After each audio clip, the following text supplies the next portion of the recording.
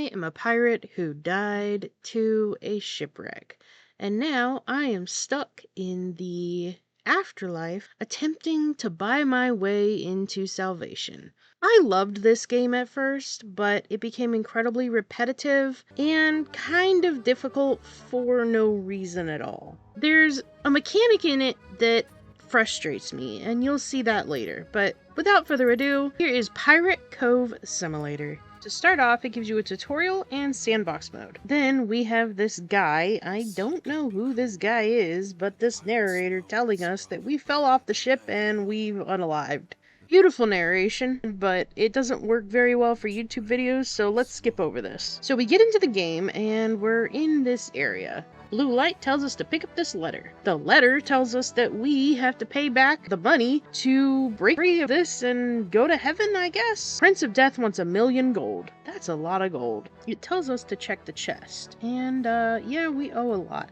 They allow me to name the shop. And of course, I name it Citizen's Cove. Then I meet the various inhabitants of the island. The woodworker, the merchant, he sells some pretty cool stuff. My worker, which I hire every day.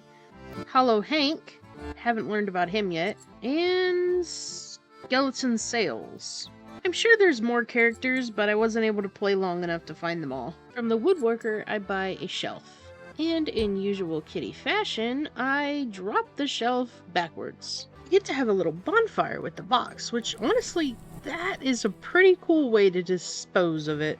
Follow the quest line down to the merchant and buy some boom booms, because pirates love boom booms. Buy a box of that and head back up to put it on the shelf.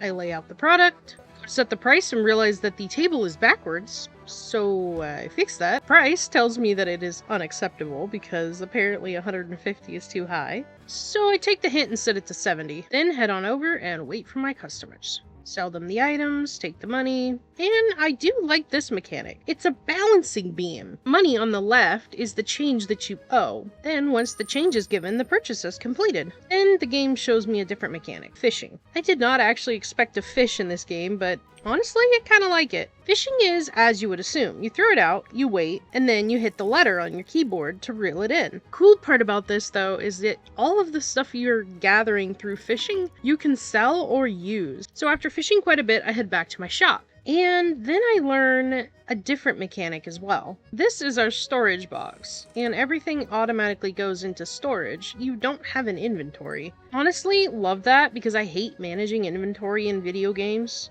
It's one of my least favorite things to do. So when you take items out, they appear in these barrels, and it allows you to put them out on the table, just like this.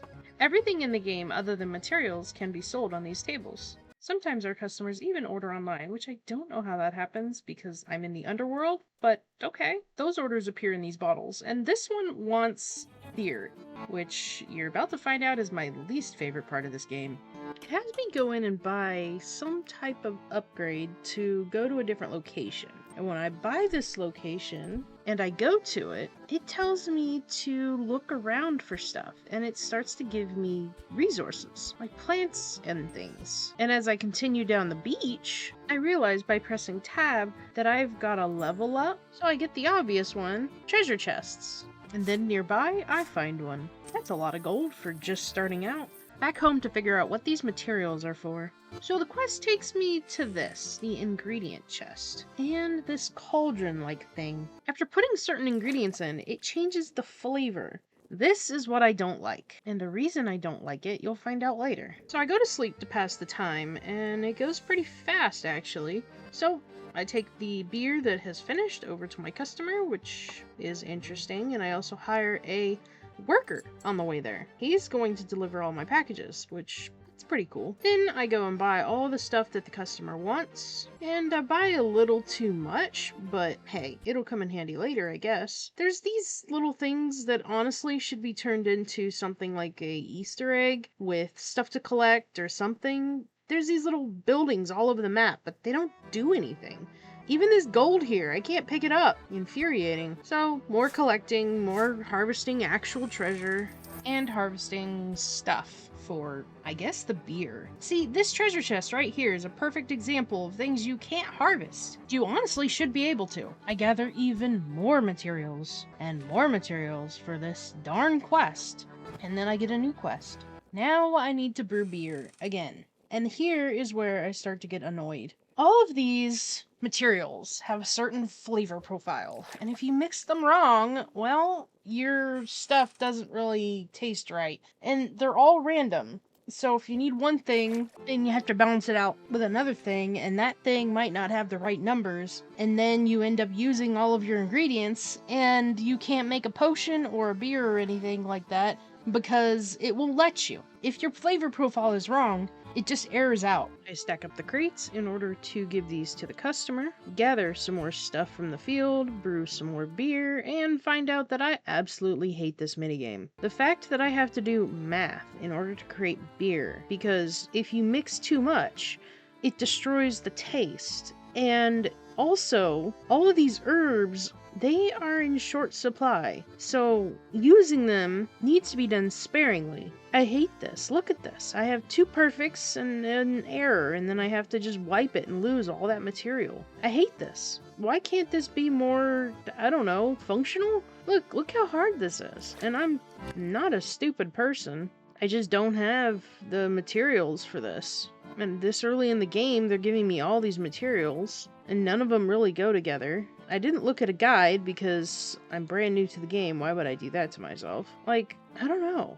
I think that this can be done definitely a bit better. I think that devs could perhaps add a little bit more onto this part. But yeah, so that's been my honest kind of look over on this game.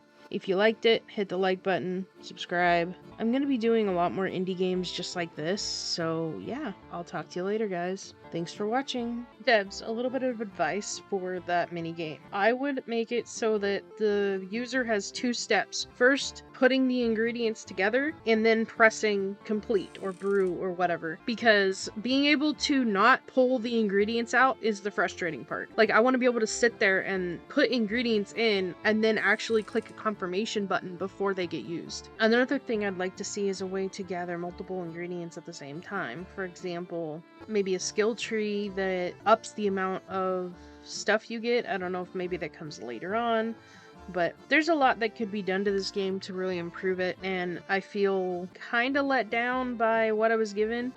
It's not terrible. It was definitely fun to play. I do like the fishing aspect, but if the devs ever watch this video, which I doubt they will, to be honest, but if they ever watch this video, I would definitely say there's a lot to be improved. For an early access, or actually an early release, it's a full release game. This game feels very unpolished and not cohesive in the fact that everything just kind of doesn't flow together really nicely. Like, the only goal you have is 1,000,000 coins. I would like to see a skill tree. And there might be one. Like I said, I didn't play very long because this mini game kind of just drove me crazy. Like, I did notice there's a skill tree for like unlocking different skills, like treasure hunting, so it might be in there. I might be making a judgment call without knowing the full story, but I would definitely say that. Thanks for watching, guys. Bye.